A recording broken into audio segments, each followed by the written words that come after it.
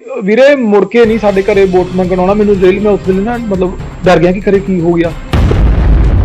ਮੈਂ ਤਾਂ ਗੱਲ ਇਹ ਕਰ ਰਿਹਾ ਕਿ ਜਿਹੜੇ ਲੋਕਲ ਕੋਈ ਬੰਦਾ ਕੋਈ ਇੱਕ ਅੱਧਾ ਬੰਦਾ ਕੋਈ ਗਲਤ ਮਿਸਗਾਈਡ ਕਰੇ ਉਹ ਨਹੀਂ ਕਰਨਾ ਚਾਹੀਦਾ ਇਲੈਕਸ਼ਨਾਂ ਦੇ ਵਿੱਚ।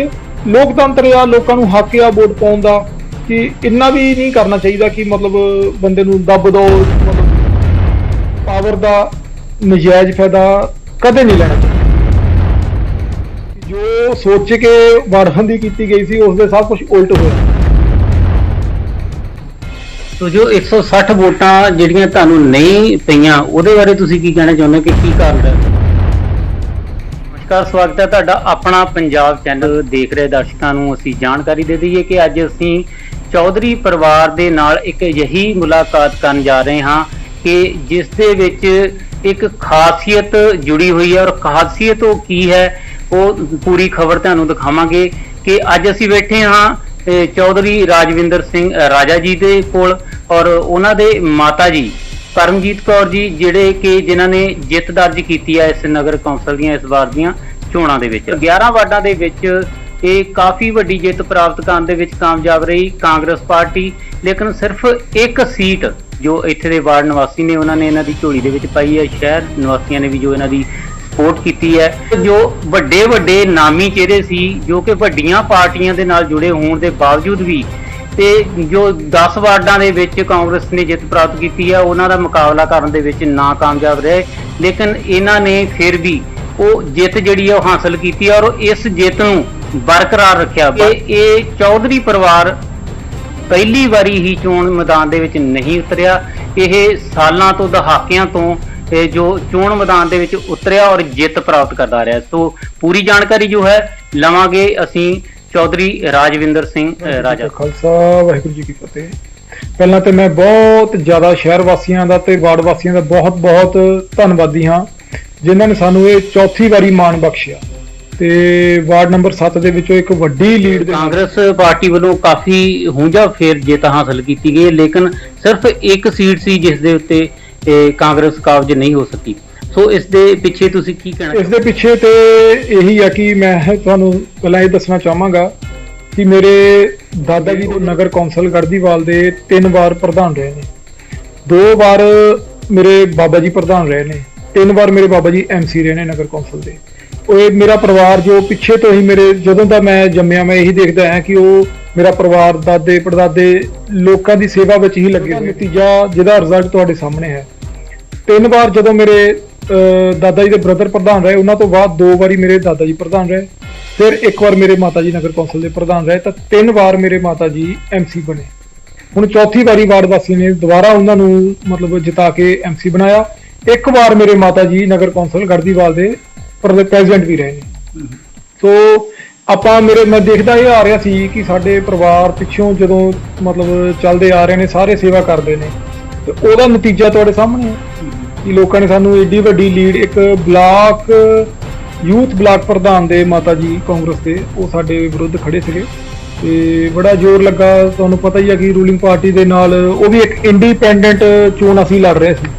ਉਹਦੇ ਵਿੱਚ ਬੜੀਆਂ ਕਠਿਨਾਈਆਂ ਦਾ ਸਾਹਮਣਾ ਸਾਨੂੰ ਕਰਨਾ ਪਿਆ ਤੇ ਬੜੇ ਜ਼ੋਰ ਲੱਗੇ ਤੋੜ ਮਰੋੜ ਤੁਹਾਨੂੰ ਪਤਾ ਹੀ ਹੈ ਕਿ ਕਾਫੀ ਹੁੰਦੇ ਨੇ। ਫਿਰ ਪਹਿਲਾਂ ਵਾਰਡਬੰਦੀ ਹੋਈ।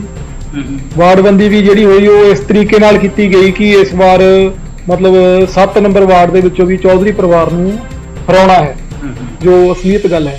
ਉਹਦੇ ਵਿੱਚ ਕਈ ਕੁਝ ਤਬਦੀਲੀਆਂ ਕੀਤੀਆਂ ਗਈਆਂ, ਵੋਟਾਂ ਕੱਟੀਆਂ ਵੱਡੀਆਂ ਗਈਆਂ ਤੇ ਉਹ ਵੀ ਚਲੋ ਕੋਈ ਗੱਲ ਨਹੀਂ। ਜਿਹੜੇ ਵੋਟਰ ਨਵੇਂ ਐਡ ਵੀ ਕੀਤੇ ਗਏ ਉਹ ਵੀ ਸਾਡੇ ਪਰਿਵਾਰ ਨੇ।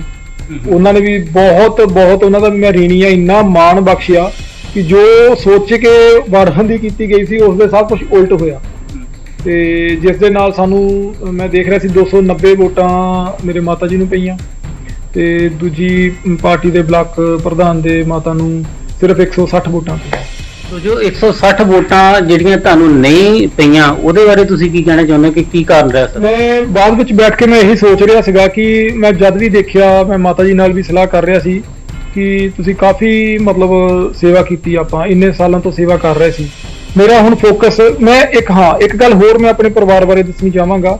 ਨਾ ਮੇਰੇ ਦਾਦਾ ਜੀ ਨੇ ਨਾ ਮੇਰੇ ਮਾਤਾ ਜੀ ਨੇ ਤੇ ਉਹਨਾਂ ਤੋਂ ਹੀ ਸਿੱਖਿਆ ਮੈਂ। ਆਪਾਂ ਕਦੇ ਨਹੀਂ ਏਦਾਂ ਮਤਲਬ ਚੌਥੀ ਵਾਰ ਜਿੱਤ ਦਾ ਕਾਰਨ ਵੀ ਇਹੀ ਆ ਕਿ ਕਦੇ ਆਪਣੇ ਮਨ ਵਿੱਚ ਇਹ ਨਹੀਂ ਰੱਖਿਆ ਕਿ ਸਾਨੂੰ ਇਹ ਵੋਟ ਪਈ ਆ ਜਾਂ ਇਹ ਵੋਟ ਨਹੀਂ ਪਈ, ਆਪਾਂ ਇਹ ਕੰਮ ਕਰਾਉਣਾ ਜਾਂ ਇਹ ਕੰਮ ਨਹੀਂ ਕਰਾਉਣਾ। ਅਸੀਂ ਸਾਰਿਆਂ ਦੇ ਕੰਮ ਕਰਵਾਈਦੇ ਨੇ, ਚਾਹੇ ਕਿਸੇ ਨੇ ਵੋਟ ਪਾਈ ਆ ਚਾਹੇ ਕਿਸੇ ਨੇ ਵੋਟ ਨਹੀਂ ਪਾਈ। ਪਰ ਇਸ ਵਾਰ ਮੇਰੇ ਦਿਮਾਗ ਦੇ ਵਿੱਚ ਇੱਕ ਗੱਲ ਆ ਰਹੀ ਸੀ, ਮੈਂ ਮਾਤਾ ਜੀ ਨਾਲ ਵੀ ਸਲਾਹ ਕਰ ਰਿਹਾ ਸੀ ਕਿ ਸਾਨੂੰ 160 ਵੋਟਾਂ ਨਹੀਂ ਪਈਆਂ। ਮੈਂ ਸੋਚਿਆ ਕਿ ਉਹ ਜਿਹੜੀਆਂ 160 ਵੋਟਾਂ ਵੀ ਨਹੀਂ ਪਈਆਂ, ਉਹਨਾਂ ਦੇ ਦਿਲ ਦੇ ਵਿੱਚ ਵੀ ਮੈਂ ਹੁਣ ਪੂਰੀ ਮਤਲਬ ਜਗ੍ਹਾ ਆਪਣੀ ਬਣਾਵਾਂਗਾ, ਉਹਨਾਂ ਦਾ ਦਿਨ ਰਾਤ ਉਹਨਾਂ ਦੀ ਸੇਵਾ ਦੇ ਵਿੱਚ ਆਪਣਾ ਟਾਈਮ ਬਿਤਾਵਾਂਗਾ। ਜੇ ਕਿਤੇ ਕੋਈ ਨਾ ਕੋਈ ਕਮੀ ਪੇਸ਼ੀ ਰਹਿ ਗਈ ਆ ਉਹਨੂੰ ਵੀ ਪੂਰਾ ਕਰਾਂਗਾ, ਤਾਂ ਕਿ ਅਗਲੀ ਵਾਰ ਜਿਹੜੀਆਂ 160 ਵੋਟਾਂ ਸਾਨੂੰ ਨਹੀਂ ਪਈਆਂ, ਉਹ ਮੇਰੇ ਮਾਪਿਓ ਦੇ ਸਮਾਨ ਜੋ ਵੋਟਰਸ ਨੇ ਉਹ ਕਹਿਣ ਆਣ ਕੇ ਕਿ ਤੁਸੀਂ ਪੰਜਵੀਂ ਵਾਰੀ ਵੀ ਸਾਡੇ ਵਾਰਡ ਦੇ ਵਿੱਚੋਂ ਦੁਬਾਰਾ ਖੜੇ ਹੋ ਤੇ ਆਪਾਂ ਤੁਹਾਨੂੰ ਮਾਣ ਬਖਸ਼ਾਂਗੇ। ਤੇ ਇਹ ਮੇਰਾ ਹੁਣ ਅਗਲਾ ਟੀਚਾ ਇਹੀ ਆ ਕਿ ਸਾਰਿਆਂ ਨੂੰ ਆਪਣੇ ਨਾਲ ਜੋੜ ਕੇ ਸਾਰਿਆਂ ਦਾ ਕੰਮ ਕਰਵਾਇਆ ਜਾਵੇ। ਸੋ ਮੇਰੇ ਪਰਿਵਾਰ ਦੇ, ਮੇਰੇ ਘਰ ਦੇ ਦਰਵਾਜ਼ੇ 11 ਦੇ 11 ਵਾਰਡ ਦੇ ਸਾਰੇ ਵੋਟਰਸ ਦੇ ਲਈ ਖੁੱਲੇ ਨੇ। ਐਨੀ ਟਾਈਮ ਕੋਈ ਵੀ ਕੰਮ ਉਹਨਾਂ ਨੂੰ ਪੈਂਦਾ ਆ, ਇੱਕ ਫੋਨ ਕਰ ਦੇਣ ਜਾਂ ਮਤਲਬ ਘਰੇ ਆ ਜਾਣ ਜਾਂ ਕੁਝ ਵੀ ਆ, ਕੋਈ ਸੁਨੇਹਾ ਵੀ ਭੇਜ ਦੇਣ, ਮੇਰਾ ਸਾਰਾ ਪਰਿਵਾਰ ਮਤਲਬ ਉਹਨਾਂ ਦੀ ਸੇਵਾ ਦੇ ਵਿੱਚ ਹਾਜ਼ਰ ਰਹੇਗਾ। ਕਿਸੇ ਨੂੰ ਇਹ ਸੋਚਣ ਦੀ ਲੋੜ ਨਹੀਂ ਹੋਵੇਗੀ ਕਿ ਅਸੀਂ ਮਤਲਬ ਕਾਂਗਰਸ ਦੇ ਕੋਲ ਜਾਂਦੇ ਆ ਜਾਂ ਮਤਲਬ ਠੀਕ ਹੈ ਰੂਲਿੰਗ ਪਾਰਟੀ ਸੀ ਜੋ ਕਿਸੇ ਨੂੰ ਇਹ ਸੋਚਣ ਦੀ ਲੋੜ ਨਹੀਂ ਪਵੇਗੀ ਕਿ ਸਾਡਾ ਬੰਦਾ ਹਾਰ ਗਿਆ ਤੇ ਖਰੇ ਆਪਾਂ ਕਿੱਧਰ ਨੇ। ਕੋਈ ਚੱਕਰ ਨਹੀਂ, ਚਾਹੇ ਕਿਸੇ ਵੀ ਵਾਰਡ ਦਾ ਕੋਈ ਵੀ ਮਤਲਬ ਹੋਵੇ, ਆਪਾਂ ਉਹਦੀ ਸੇਵਾ 'ਚ ਹਾਜ਼ਰ ਹਾਂ। ਤੇ ਕਾਫੀ ਮੁਸ਼ਕਲਾਂ ਤਾਂ ਆਈਆਂ ਹੋਣਗੀਆਂ, ਉਹ ਕੋਈ ਇਦਾਂ ਦੀ ਮੁਸ਼ਕਲ ਪਰੇਸ਼ਾਨੀ ਆਈ ਹੋਵੇ? ਮੁਸ਼ਕਲਾਂ ਤੇ ਕਾਫੀ ਆਈਆਂ ਜੀ, ਉਹ ਹੁਣ ਕੈਮਰੇ ਸਾਹਮਣੇ ਮੈਂ ਦੱਸ ਨਹੀਂ ਸਕਦਾ। ਤੇ ਕਈ ਮੁਸ਼ਕਲਾਂ ਇਦਾਂ ਦੀਆਂ ਹੁੰਦੀਆਂ ਕਿ ਮੈਂ ਸੋਚਦਾ ਸੀਗਾ ਕਿ ਸ਼ਹਿਰ ਦੇ ਵਿੱਚ ਵੋਟਾਂ ਪੈਣੀਆਂ, ਭਾਈਚਾਰੇ ਤੌਰ ਤੇ ਸਾਨੂੰ ਮਤਲਬ ਸਾਰਿਆਂ ਨੂੰ ਵਿਚਰਨਾ ਚਾਹੀਦਾ। ਪਾਵਰ ਦਾ ਨਜਾਇਜ਼ ਫਾਇਦਾ ਕਦੇ ਨਹੀਂ ਲੈਣਾ ਚਾਹੀਦਾ, ਕਦੇ ਵੀ ਨਹੀਂ। ਤੇ ਮੈਂ ਦੇਖ ਰਿਹਾ ਸੀ ਕਿ ਇਲੈਕਸ਼ਨ ਹੋਏ ਤਾਂ ਜਦੋਂ ਇੱਕ ਗਾਈਡਲਾਈਨਸ ਆਉਂਦੀਆਂ ਕਿ ਆਪਣੇ ਲਾਇਸੈਂਸ ਹਥਿਆਰ ਜੋ ਵੀ ਨੇ ਤੁਹਾਡੇ ਕੋਲ ਇਹਨੂੰ ਜਮ੍ਹਾਂ ਕਰਵਾਤਾ ਜਾਵੇ। ਤੇ ਮੈਂ 26-27 ਤਰੀਕ ਦੇ ਨੀਅਰ ਅਬਾਊਟ ਆਪਣੇ ਵੈਪਨਸ ਜਮ੍ਹਾਂ ਕਰਵਾਤੇ ਸੀਗੇ, ਹੁਸ਼ਿਆਰਪੁਰ ਮੈਂ ਕਰਵਾਤੇ ਸੀਗੇ ਉੱਥੇ ਜਮ੍ਹਾਂ, ਤੇ ਉਹਨਾਂ ਤੋਂ ਕਾਰਡ ਲਿਆਂਦਾ ਸੀਗਾ ਕਿ ਮੈਂ ਡਿਪੋਜ਼ਿਟ ਕਰਵਾਤੇ। ਕਿਸੇ ਸ਼ਰਾਰਤੀ ਅਨਸਰ ਵੱਲੋਂ ਨਜਾਇਜ਼, ਚਲੋ ਇਹ ਕੋਈ ਮਤਲਬ ਰਿਟਨ ਪ੍ਰੂਫ ਨਹੀਂ ਹੋ ਜਾਂ ਕੁਝ ਨਹੀਂ, ਮੈਂ ਵੈਸੇ ਤਾਂ ਇਸੇ ਕਰਕੇ ਮੈਂ ਕਿਸੇ ਦਾ ਨਾਂ ਨਹੀਂ ਲੈ ਰਿਹਾ। ਕਿਸੇ ਸ਼ਰਾਰਤੀ ਅਨਸਰ ਵੱਲੋਂ ਨਜਾਇਜ਼ ਰੌਲਾ ਪਾਇਆ ਗਿਆ ਕਿ ਵੈਪਨ ਲੈ ਕੇ ਘੁੰਮ ਰਿਹਾ ਜੀ ਵਾਰਡ ਦੇ ਵਿੱਚ। ਮੈਂ ਉਦੋਂ ਬੜਾ ਸ਼ੌਕ ਲੱਗਾ ਮੈਨੂੰ, ਮੈਂ ਬੜਾ ਹੈਰਾਨ ਹੋਇਆ ਕਿ ਮੈਂ ਉੱਥੇ ਮਤਲਬ ਬੰਦੇ ਖੜੇ ਸੀ ਤਾਂ ਮੈਂ ਉਹਨਾਂ ਨੂੰ ਹੱਥ ਏਦਾਂ ਕਰਕੇ ਦਿਖਾ ਲਿਆ। ਮੈਂ ਕਿਹਾ ਜੀ ਮੇਰੇ ਕੋਲ ਕੋਈ ਵੈਪਨ ਨਹੀਂ, ਮੈਂ ਤਾਂ ਵਾਰਡ 'ਚ ਉੱਥੇ ਘੁੰਮ ਰਿਹਾ ਕਿ ਉਹ ਝੂਠਾ ਪ੍ਰਚਾਰ ਕਰ ਰਿਹਾ, ਦੇਖੋ ਤੁਸੀਂ। ਤੇ ਮਤਲਬ ਮੇਰਾ ਮਨ ਇਹ ਸੀਗਾ ਕਿ ਕਦੇ ਵੀ ਏਦਾਂ ਦੀ ਰਾਜਨੀਤੀ ਗੰਦੀ ਨਹੀਂ ਕਰਨੀ ਚਾਹੀਦੀ ਕਿ ਆਪਾਂ ਕੱਲ ਨੂੰ ਉਸ ਬੰਦੇ ਨਾਲ ਅੱਖਾਂ ਨਾ ਮਿਲਾ ਸਕੀਏ, ਕਿਉਂਕਿ ਸਰਕਾਰਾਂ ਤੇ ਆਉਂਦੀਆਂ ਜਾਂਦੀਆਂ ਨੇ। ਕੋਈ ਐਮਐਲਏ ਕੋਈ ਮੰਤਰੀ ਮੇਰੇ ਕਹਿਣ ਮੁਤਾਬਕ ਇਹ ਹੈ ਕਿ ਮਾੜਾ ਨਹੀਂ ਹੁੰਦਾ, ਤੇ ਨਾ ਹੀ ਉਹ ਕਿਉਂਕਿ ਉਹਨੂੰ ਲੋਕਾਂ ਨੇ ਜਿਤਾਇਆ ਹੁੰਦਾ, ਉਹ ਸੋਚਦਾ ਕਿ ਮੈਂ ਵੱਧ ਤੋਂ ਵੱਧ ਕੰਮ ਕਰਾਂ ਤੇ ਅਗਲੀ ਵਾਰੀ ਵੀ ਜਿੱਤਾਂ। ਪਰ ਜਦੋਂ ਕੋਈ ਸ਼ਰਾਰਤੀ ਅਨਸਰ ਗਲਤ ਕੰਮ ਵਿੱਚ ਖਬਰ ਪਾ ਦਿੰਦੇ ਨੇ ਕਿ ਉੱਥੇ ਜੀ ਇਦਾਂ ਹੋ ਰਿਹਾ, ਉੱਥੇ ਜੀ ਇਦਾਂ ਹੋ ਰਿਹਾ, ਉਹ ਫਿਰ ਪਹਿਲਾਂ ਪੜਤਾਲ ਜ਼ਰੂਰ ਕਰਨੀ ਚਾਹੀਦੀ, ਇਮੀਡੀਏਟਲੀ ਉਹ ਤੇ ਰਿਐਕਟ ਨਹੀਂ ਕਰਨਾ ਚਾਹੀਦਾ। ਤੇ ਜੋ ਮੈਂ ਦੇਖਿਆ ਸ਼ਹਿਰ ਵਾਸੀਆਂ ਨੂੰ ਪਤਾ ਸਾਰਾ ਕੀ ਹੋਇਆ, ਮੈਂ ਕਿਸੇ ਦਾ ਨਾਂ ਨਹੀਂ ਲਵਾਂਗਾ। ਪ੍ਰਸ਼ਾਸਨ ਸੀਗਾ ਨਾ, ਉਸਨੇ ਬਹੁਤ ਵਧੀਆ ਰੋਲ ਅਦਾ ਕੀਤਾ। ਜੋ ਮੇਰੇ ਮੁਤਾਬਕ ਤਾਂ ਇਹੀ ਗੱਲ ਆ ਕਿ ਪ੍ਰਸ਼ਾਸਨ ਨੇ ਹਰ ਚੀਜ਼ ਦੀ ਪੜਤਾਲ ਕੀਤੀ, ਚਾਹੇ ਉਹ ਪੁਲਿਸ ਪ੍ਰਸ਼ਾਸਨ ਸੀ ਚਾਹੇ ਕੋਈ ਹੋਰ ਪ੍ਰਸ਼ਾਸਨ ਸੀ। ਇਹਨਾਂ ਨੇ ਹਰ ਚੀਜ਼ ਦੀ ਪੜਤਾਲ ਕੀਤੀ ਕਿ ਕੀ ਇਹ ਜੋ ਅਫਵਾਹਾਂ ਉੱਡ ਰਹੀਆਂ ਆ ਕਿ ਇਹ ਰਿਐਲਿਟੀ ਗਰਾਊਂਡ ਲੈਵਲ ਤੇ ਇਹ ਸਹੀ ਆ। ਉਹਨਾਂ ਦੀ ਪੜਤਾਲ ਦੇ ਵਿੱਚ ਇਹ ਇਕੱਲੀ ਮੈਂ ਇਸ ਗੱਲ ਨੂੰ ਨਹੀਂ ਟਾਰਗੇਟ ਕਰ ਰਿਹਾ, ਹੋਰ ਵੀ ਬਹੁਤ ਗੱਲਾਂ ਆ ਜਿਹੜੀਆਂ ਆਪਾਂ ਨਹੀਂ ਕਰ ਸਕਦੇ। ਉਹਨਾਂ ਨੇ ਹਰ ਚੀਜ਼ ਦੀ ਪੜਤਾਲ ਕੀਤੀ ਕਿ ਨਹੀਂ ਜੋ ਵੀ ਆ ਸਹੀ ਆ। ਸੋ ਪ੍ਰਸ਼ਾਸਨ ਦਾ ਵੀ ਮੈਂ ਬਹੁਤ ਧੰਨਵਾਦੀ ਆ ਕਿ ਬਹੁਤ ਵਧੀਆ ਉਹਨਾਂ ਨੇ ਰੋਲ ਅਦਾ ਕੀਤਾ। ਕੋਈ ਗਲਤ ਗੱਲ ਇਹ ਕਰ ਰਿਹਾ ਕਿ ਜਿਹੜੇ ਲੋਕਲ ਕੋਈ ਬੰਦਾ, ਕੋਈ ਇੱਕ ਅੱਧਾ ਬੰਦਾ ਕੋਈ ਗਲਤ ਮਿਸਗਾਈਡ ਕਰੇ, ਉਹ ਨਹੀਂ ਕਰਨਾ ਚਾਹੀਦਾ ਇਲੈਕਸ਼ਨਾਂ ਦੇ ਵਿੱਚ। ਲੋਕਤੰਤਰ ਆ, ਲੋਕਾਂ ਨੂੰ ਹੱਕ ਆ ਵੋਟ ਪਾਉਣ ਦਾ, ਕਿ ਇੰਨਾ ਵੀ ਨਹੀਂ ਕਰਨਾ ਚਾਹੀਦਾ ਕਿ ਮਤਲਬ ਬੰਦੇ ਨੂੰ ਦੱਬ ਦੋ, ਮਤਲਬ ਇਹ ਕਰ ਦੋ ਉਹ ਕਰ ਦੋ। ਤੇ ਮੇਰੀ ਤਾਂ ਇਹੀ ਅਪੀਲ ਆ ਕਿ ਸ਼ਹਿਰ ਆ ਇਹਦੇ ਵਿੱਚ ਹੀ ਰਹਿਣਾ ਆ, ਪਿਆਰ ਨਾਲ ਵਾਰਡ 'ਚ ਮਤਲਬ ਇਲੈਕਸ਼ਨ ਲੜਨਾ ਚਾਹੀਦਾ, ਤਾਂ ਹੀ ਤੁਹਾਨੂੰ ਅਗਲੇ 5 ਸਾਲ ਤੋਂ ਬਾਅਦ ਲੋਕ ਪਸੰਦ ਕਰਨਗੇ। ਜੇ ਅਸੀਂ ਝਗੜੇ ਕਰਕੇ ਮਤਲਬ ਜਿੱਤ ਹਾਸਲ ਕਰਾਂਗੇ ਤਾਂ ਉਸ ਤੋਂ ਗਾਂ 5 ਸਾਲ ਲਈ ਤਾਂ ਫਿਰ ਬੰਦਾ ਰੂਲਿੰਗ ਪਾਰਟੀ ਦਾ ਜ਼ੋਰ ਪੈ ਜੂ, ਪਰ ਅਗਲੇ 5 ਸਾਲ ਤਾਂ ਫਿਰ ਲੋਕ ਜਵਾਬ ਦੇਣਗੇ ਨਾ। ਸੋ ਮੇਰਾ ਇਹੀ ਕਹਿਣਾ ਆ ਕਿ ਜਿਹੜਾ ਸਾਡੇ ਪਰਿਵਾਰ ਤੋਂ ਇੰਨੇ ਸਾਲਾਂ ਤੋਂ ਪੀੜ੍ਹੀ ਦਰ ਪੀੜ੍ਹੀ ਚੱਲਦਾ ਆ ਰਹੀ ਹੈ ਇਹ, ਉਹ ਇਸੇ ਕਰਕੇ ਆ ਰਹੀ ਆ ਕਿ ਹਮੇਸ਼ਾ ਨਿਮਰਤਾ ਸਹਿਤ, ਚਾਹੇ ਪਾਰਟੀ 'ਚ ਹੋਈਏ ਚਾਹੇ ਪਾਰਟੀ ਤੋਂ ਬਾਹਰ ਹੋਈਏ, ਨਿਮਰਤਾ ਸਹਿਤ ਇਲੈਕਸ਼ਨ ਲੜੀਦਾ। ਹਮੇਸ਼ਾ ਵੋਟਰਾਂ ਦਾ ਮੈਂ ਇਹ ਸ਼ਬਦ ਵਰਤਣਾ ਨਹੀਂ ਚਾਹੁੰਦਾ ਵੋਟਰ ਦਾ, ਕਿਉਂਕਿ ਮੈਨੂੰ ਉਹ ਮਨ ਨੂੰ ਸੱਟ ਜਿਹੀ ਲੱਗਦੀ ਕਿ ਵੋਟਰ ਨਹੀਂ, ਉਹ ਮੇਰਾ ਪਰਿਵਾਰ ਆ। ਤੇ ਉਹ ਹੁਣ ਆਪਣੇ ਪਰਿਵਾਰ ਤੋਂ ਆਪਾਂ ਵੋਟਾਂ ਲੈਂਦੇ ਆ, ਤੇ ਉਹਨਾਂ ਦੇ ਹਮੇਸ਼ਾ ਰੀਣੀ ਰਹਿਣਾ ਚਾਹੀਦਾ ਤੇ ਧੰਨਵਾਦੀ ਹੋਣਾ ਚਾਹੀਦਾ। ਇਹ ਨਹੀਂ ਕਿ ਜਿੱਤ ਕੇ ਤਾਂ ਅਸੀਂ ਉਹਨਾਂ ਨੂੰ ਭੁੱਲ ਜਾਈਏ, ਨਾ ਮੇਰੇ ਪਰਿਵਾਰ ਨੇ ਕਦੇ ਉਹਨਾਂ ਨੂੰ ਭੁੱਲੇ ਨੇ। ਤੇ ਨਾ ਹੀ ਮੈਂ ਭੁੱਲਾਂ। ਜੋ ਹੁਣ ਵਾਰੀ ਆ ਰਹੀ ਹੈ ਅੱਗੇ ਕਿ ਜਦੋਂ ਇਲੈਕਸ਼ਨ ਹੋ ਗਿਆ ਉਸ ਤੋਂ ਬਾਅਦ ਵਿੱਚ ਪ੍ਰਧਾਨਗੀ ਦੀ ਗੱਲ ਕਰੀਏ ਕਿ ਪ੍ਰਧਾਨਗੀ ਤਾਂ ਹੋ ਜੋ ਵੀ ਚੋਣ ਕਰਨੀ ਤਾਂ ਦੇਖੋ ਉਹ ਬਹੁਮਤ ਹੈ ਉਹਨਾਂ ਦਾ, ਉਹਨਾਂ ਨੇ ਕਰਨੀ ਹੈ, ਲੇਕਿਨ ਫਿਰ ਵੀ ਜਾਣਨਾ ਚਾਹਾਂਗੇ ਕਿ ਤੁਹਾਡਾ ਵਿਚਾਰ ਕੀ ਹੈ ਕਿ ਕਿਹੋ ਜਿਹਾ ਜਿਹੜਾ ਹੈਗਾ ਆਪਣੇ ਚਿਹਰਾ ਸਾਹਮਣੇ। ਦੇਖੋ ਜੀ, ਪ੍ਰਧਾਨਗੀ ਦੇ ਵਿੱਚ ਹੁਣ ਸਾਡਾ ਤੇ ਵੋਟ ਦੀ ਮਤਲਬ ਕਾਊਂਟਿੰਗ ਹੀ ਨਹੀਂ ਹੋਣੀ, ਮਤਲਬ ਕਿਉਂਕਿ ਇੱਕ ਸੀਟ ਸਾਡੇ ਕੋਲ ਇੰਡੀਪੈਂਡੈਂਟ ਆਪਾਂ ਜਿੱਤੇ ਆ, 10 ਸੀਟਾਂ ਕਾਂਗਰਸ ਦੇ ਕੋਲ ਆ। ਪਰ ਇੱਕ ਸ਼ਹਿਰ ਦਾ ਆਮ ਇਨਸਾਨ ਲਾ ਲਓ, ਆਮ ਨਾਗਰਿਕ ਹੋਣ ਦੇ ਨਾਤੇ ਮੈਂ ਬੇਨਤੀ ਕਰਨ ਤੋਂ ਪਿੱਛੇ ਨਹੀਂ ਹਟਾਂਗਾ, ਬੇਨਤੀ ਜ਼ਰੂਰ ਕਰਾਂਗਾ। ਸ਼ਹਿਰ ਦੀ ਭਲਾਈ ਲਈ ਆ ਇਹ, ਇਸ ਕਰਕੇ ਮੈਂ ਪਿੱਛੇ ਨਹੀਂ ਹਟਾਂਗਾ। ਆਵਾਜ਼ ਆ ਸਾਰਿਆਂ ਦੀ ਕਿ ਸ਼ਹਿਰ ਦਾ ਪ੍ਰਧਾਨ ਉਸ ਇਨਸਾਨ ਨੂੰ ਬਣਾਇਆ ਜਾਵੇ ਜੋ ਸ਼ਹਿਰ, ਕਿਉਂਕਿ ਬਹੁਤ ਵੱਡੀ ਜ਼ਿੰਮੇਵਾਰੀ ਹੁੰਦੀ ਹੈ ਇਹ। 5 ਸਾਲ ਲਈ ਨਗਰ ਕੌਂਸਲ ਦੇ ਪ੍ਰਧਾਨ ਜਦੋਂ ਬਣ ਜਾਣਾ ਬਹੁਤ ਵੱਡੀ ਜ਼ਿੰਮੇਵਾਰੀ ਹੈ, ਛੋਟੀ ਜ਼ਿੰਮੇਵਾਰੀ ਨਹੀਂ ਹੈਗੀ। MC ਬਣਨਾ ਵੀ ਵੱਡੀ ਜ਼ਿੰਮੇਵਾਰੀ ਹੈ, ਪ੍ਰਧਾਨ ਬਣਨਾ ਉਸ ਤੋਂ ਵੀ ਵੱਡੀ ਜ਼ਿੰਮੇਵਾਰੀ ਹੈ। ਸੋ ਮੇਰੀ ਤਾਂ ਨਿੱਜੀ ਸਲਾਹ ਇਹੀ ਆ ਕਿ ਉਸ ਇਨਸਾਨ ਨੂੰ ਪ੍ਰਧਾਨ ਬਣਾਇਆ ਜਾਵੇ ਜੋ ਸ਼ਹਿਰ ਦੇ ਅਮਨ ਸ਼ਾਂਤੀ ਤੇ ਭਾਈਚਾਰਕ ਸਾਂਝ ਨੂੰ ਬਰਕਰਾਰ ਰੱਖਦੇ ਹੋਏ ਸ਼ਹਿਰ ਦੀ ਸੇਵਾ ਕਰੇ, ਨਾ ਕਿ ਮਤਲਬ ਗਰਮ ਖੂਨ ਨਹੀਂ ਦਿਖਾਉਣਾ ਚਾਹੀਦਾ। ਉਸ ਜਿਹੜਾ ਬੰਦਾ ਮਤਲਬ ਤੇਜ਼ੀ ਕਰੇ ਜਾਂ ਮਤਲਬ ਗਰਮੀ ਦਿਖਾਵੇ, ਉਸ ਬੰਦੇ ਨੂੰ ਪ੍ਰਧਾਨ ਨਹੀਂ ਬਣਾਉਣਾ ਚਾਹੀਦਾ। ਸਾਰੇ ਮੇਰੇ ਸਤਿਕਾਰਯੋਗ MC ਸਾਹਿਬਾਨ ਜਿੱਤੇ ਨੇ, ਮੈਂ ਬਹੁਤ ਸਤਿਕਾਰ ਕਰਦਾ ਸਾਰਿਆਂ ਦਾ। ਵੱਡੀ ਲੀਡ ਤੇ ਜਿੱਤੇ ਨੇ ਕਈ, ਉਹਨਾਂ ਦਾ ਮੈਰਿਟ ਦੇ ਹਿਸਾਬ ਨਾਲ ਵੀ ਬਣਦਾ ਆ। ਜਿਹੜੇ ਵੱਡੀ ਲੀਡ ਤੇ ਜਿੱਤੇ ਨੇ ਉਹਨਾਂ ਦਾ ਹੱਕ ਬਣਦਾ ਆ ਪ੍ਰਧਾਨਗੀ, ਉਹ ਤਾਂ ਚਲੋ ਉਹਨਾਂ ਦਾ ਮੈਟਰ ਆ, ਮੇਰਾ ਇਹ 'ਚ ਕੋਈ ਲੈਣਾ ਦੇਣਾ ਨਹੀਂ। ਪਰ ਮੇਰੀ ਨਿੱਜੀ ਸਲਾਹ ਇਹੀ ਆ ਕਿ ਬੜੇ ਮਤਲਬ ਜ਼ਿੰਮੇਵਾਰੀ ਵੱਡੀ ਆ ਤੇ ਸਮਝਦਾਰ ਬੰਦਾ, ਸਾਰੇ ਸਮਝਦਾਰ ਨਹੀਂ ਹੁੰਦੇ ਉਹਦਾ, ਪਰ ਉਸ ਨੂੰ ਬਣਾਇਆ ਜਾਵੇ ਜਿਹੜਾ ਮਤਲਬ ਅਮਨ ਸ਼ਾਂਤੀ ਤੇ ਭਾਈਚਾਰਕ ਸਾਂਝ ਨੂੰ ਬਰਕਰਾਰ ਰੱਖਦੇ ਹੋਏ ਸ਼ਹਿਰ ਦੀ ਸੇਵਾ ਕਰੇ।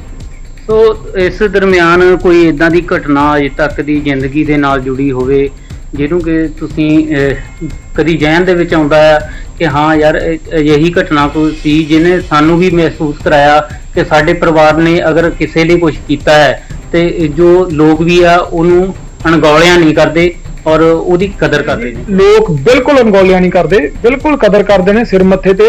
ਮੈਨੂੰ ਗੱਲ ਯਾਦ ਆ ਗਈ, ਇੱਕ ਵਾਰ ਮੈਂ ਜਿੱਦਾਂ ਗਿਆ ਕਿਸੇ ਦੇ ਘਰੇ ਨਾ, ਮੈਂ ਇਕੱਲਾ ਹੀ ਗਿਆ ਤੇ ਮੈਂ ਉਹ ਮਾਤਾ ਜੀ ਬੈਠੇ ਸੀਗੇ ਤੇ ਮੈਂ ਪੈਰੀਂ ਹੱਥ ਲਾਇਆ ਤੇ ਮੈਨੂੰ ਕਹਿੰਦੇ ਪੁੱਤਰਾ ਬੈਠ ਜਾ। ਮੈਂ ਨਾਂ ਨਹੀਂ ਲਵਾਂਗਾ ਉਹਨਾਂ ਦਾ, ਤੇ ਮੈਂ ਬੈਠ ਗਿਆ। ਮੈਂ ਕਿਹਾ ਮਾਤਾ ਜੀ ਕਿਰਪਾ ਕਰਿਓ, ਤੇ ਇਲੈਕਸ਼ਨ 'ਚ ਮਾਤਾ ਜੀ ਹੁਣੀ ਖੜੇ ਨੇ ਤੇ ਉਹ ਕਹਿੰਦੇ ਰੁਕ ਜਾ ਪੁੱਤਰਾ, ਤੇਰੀ ਭੈਣ ਨੇ ਆਉਣਾ ਆ ਤੇ ਮਿਲਣਾ ਆ ਉਹਨੇ। ਮੈਂ ਕਿਹਾ ਠੀਕ ਆ ਜੀ। ਮੈਂ ਬੈਠਾ ਸੀ, ਭੈਣ ਆਈ ਤੇ ਭੈਣ ਬਹਿ ਗਈ, ਭੈਣ ਮਾਂ ਤੇ ਧੀ, ਮਤਲਬ ਮੇਰੀ ਭੈਣ ਤੇ ਮੇਰੀ ਮਾਤਾ ਸਮਾਨ ਉਹ ਬੈਠੇ ਸੀ।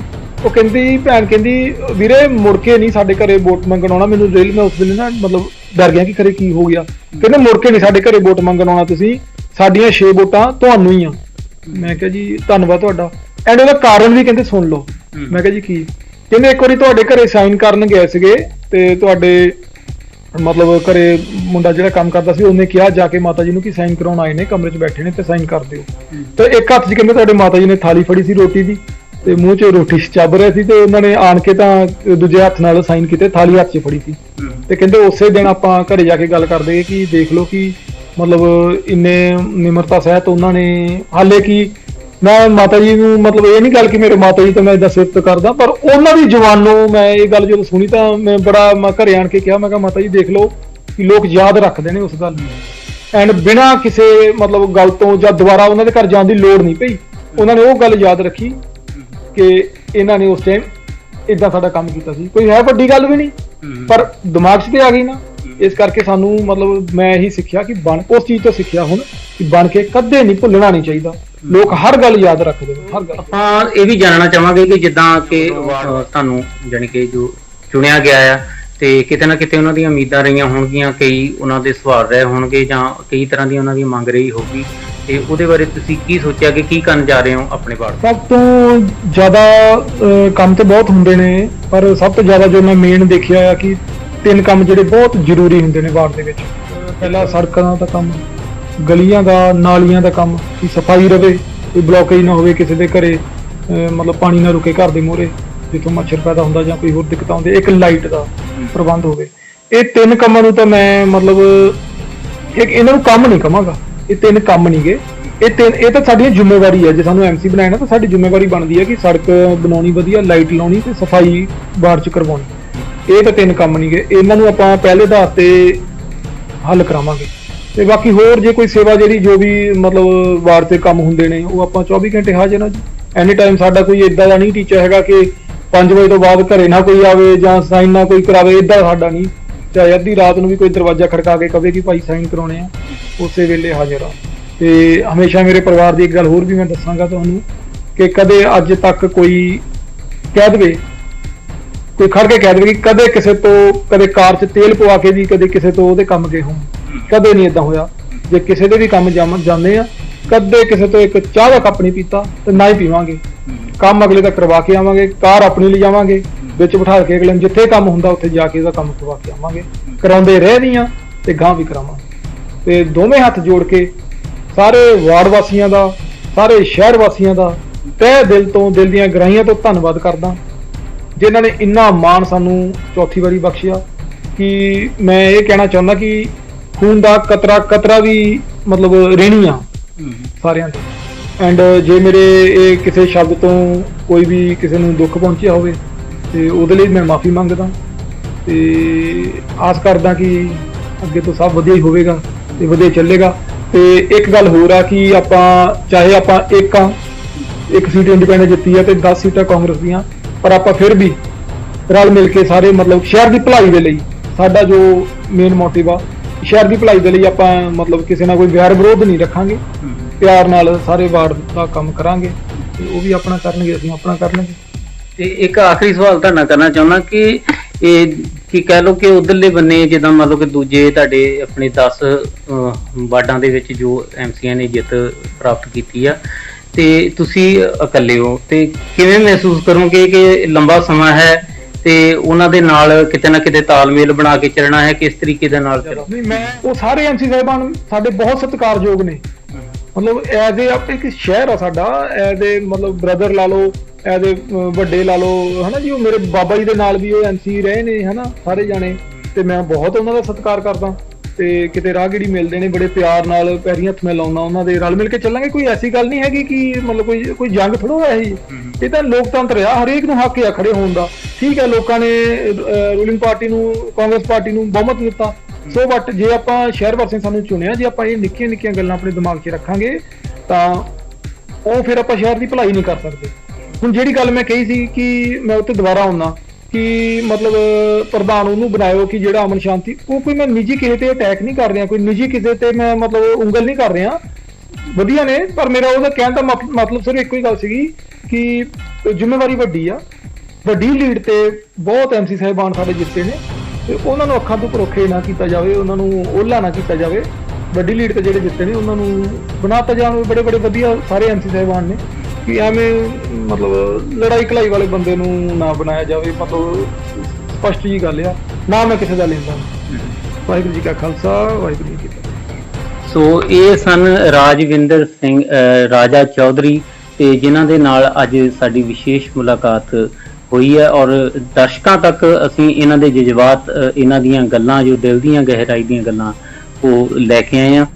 ਤੋ ਰਜਵਿੰਦਰ ਸਿੰਘ ਰਾਜਾ ਚੌਧਰੀ ਜੀ ਨੇ ਜੋ ਸਾਡੇ ਨਾਲ ਗੱਲਬਾਤ ਕੀਤੀ ਆ ਤੇ ਹੁਣ ਉਹਨਾਂ ਦੇ ਮਾਤਾ ਜੀ ਵੀ ਇੱਥੇ ਸਾਡੇ ਨਾਲ ਬੈਠੇ ਨੇ ਔਰ ਇਹਨਾਂ ਕਰਨੀ ਚਾਹਾਂਗੇ ਕਿਉਂਕਿ ਨਗਰ ਕੌਂਸਲ ਚੋਣਾਂ ਦੇ ਵਿੱਚ ਇੱਕ ਜਿੱਤ ਦਰਜ ਕੀਤੀ ਇਹਨਾਂ ਨੇ, ਜੋ ਕਿ ਲੰਬੇ ਸਮੇਂ ਤੋਂ ਜਿੱਤ ਪ੍ਰਾਪਤ ਕਰਦੇ ਆ ਰਹੇ ਨੇ ਚੌਧਰੀ ਪਰਿਵਾਰ।